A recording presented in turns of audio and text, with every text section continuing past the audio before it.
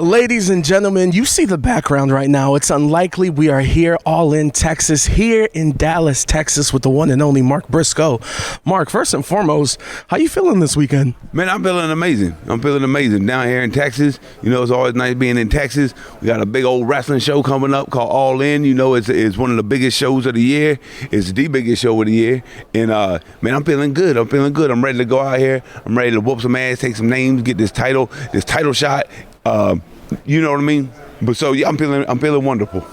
You talk about this show being massive, you know, one of the biggest shows in North America, one of the biggest shows for AEW. Obviously, this is the Super Bowl of AEW, and for the first time, it's here in the United States. I have to ask you, when's the last time you were nervous for a match? Or have you ever been? Man, see, there's a difference between being nervous and just having a heightened sense of just readiness. So, you know, every single match, I get that heightened sense of readiness. I remember somebody told me a long time ago, I can't remember who exactly it was, but it had to be a wise individual. They said, sometimes you feel them butterflies in your stomach, that's just your body preparing for battle. So, you know, sometimes I still get them butterflies because the body's preparing for battle. Like when it's time to go out there, when it's time to step out the curtain, walk down to the ring, it's game time, man. It's like the focus, it rises to a point of just, it's incomprehensible. Like, it's like throughout the week, sometimes I'm hurting my back, my knees. You know, I ain't the spring chicken that I once was. But right as soon as that music hits, that reach for the sky, walk through it, man, there ain't no pain, there ain't nothing but focus, man. Ain't nothing but focus. So, yeah, as far as getting nervous, you know, like I said, it ain't really nervousness. It's battle preparedness. Facts, and if you didn't care, then you wouldn't, you know what I'm saying?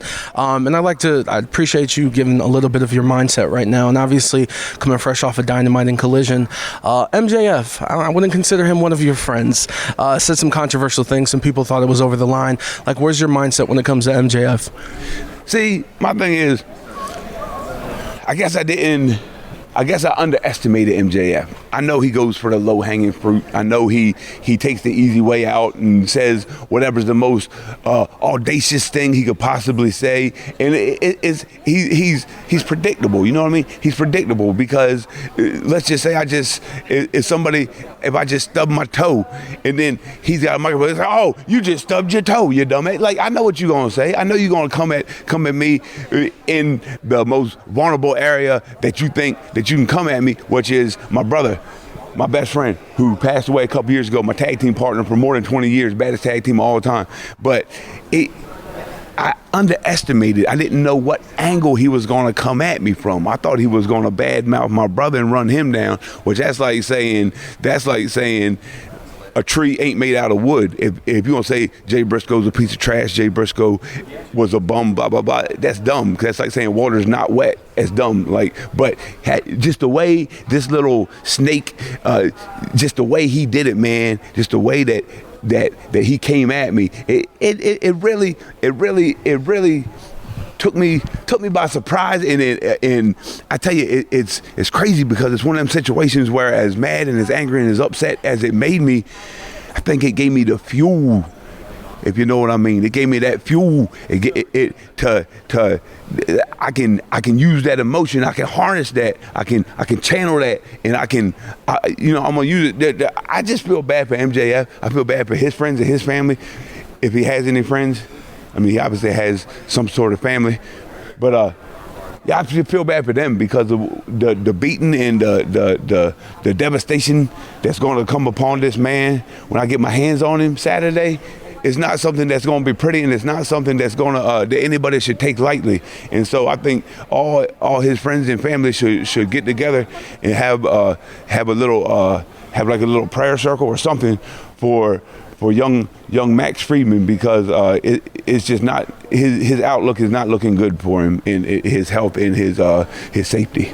You feel like some people growing up, they should have got punched in the face one time, and like their whole perspective on life would have been changed had that happened when they were younger? I think that's the main problem that Maxwell Jacob Friedman, I think that's his main problem. I don't think he got punched in the face enough as a child or spanked on the ass enough as a child. But, you know, Max, I'm the best thing that's ever happened to you, man, because I a big old slice of humble pie coming for you, man. Big old slice of humble pie. Let me ask you, there's going to be a lot of people watching All In, watching AEW for the first time this weekend. When you come out, one of the things they're going to say is Redneck Kung Fu. Can you really dive into that and what exactly that is? See, I wish I could, but it's more of an abstract concept.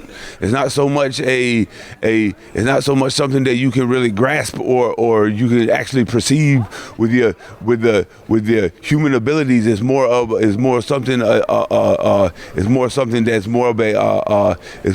that's like a State of mind, maybe? in a way, yes, but also not quite. Yes, but yes. It's close. Yes, it is a state of mind, but then it's not a state of mind. It's more of a I mean, if it's kind of hard to put into words. That's Maybe a vibe, like it's everything and it's nothing at the same time.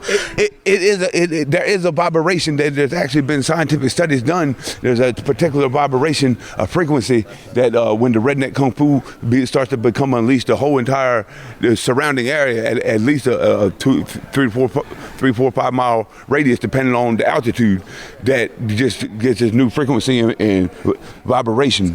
One day we're going to sit down and really go deep diving into it, but I'm going to close this out with this final question ahead of All In, which you can watch on pay-per-view, order it on Amazon, go to Dave & Buster's, wherever you need to be to watch All In, you need to watch it. Mark, before you lace up the boots and retire, do you want that AEW World Championship? Oh, hell yeah. Yeah. Mark Briscoe, All In, Unlikely, Adrian Hernandez, we're out.